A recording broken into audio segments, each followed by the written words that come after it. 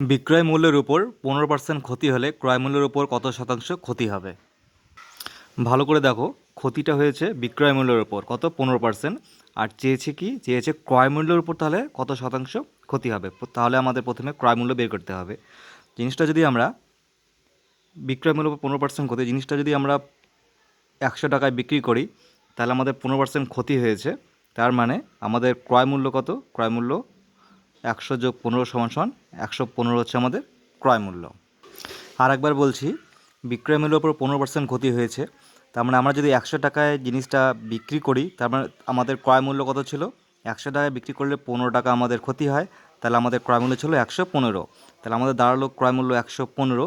এবার চেয়েছে কি ক্রয় মূল্যের উপর কত শতাংশ ক্ষতি হয়। ক্রয় মূল্য কত আমাদের? ক্রয় মূল্য আমাদের 115। এই 115তে আমাদের কত ক্ষতি হয়েছে? 15। আর এটাকেই যদি আমরা 100 দিয়ে গুণ করি, তাহলে হয়ে যাবে আমাদের শতাংশ বের হয়ে যাবে। দেখো, 3 × 5 = 15, 5 × 23 = 115।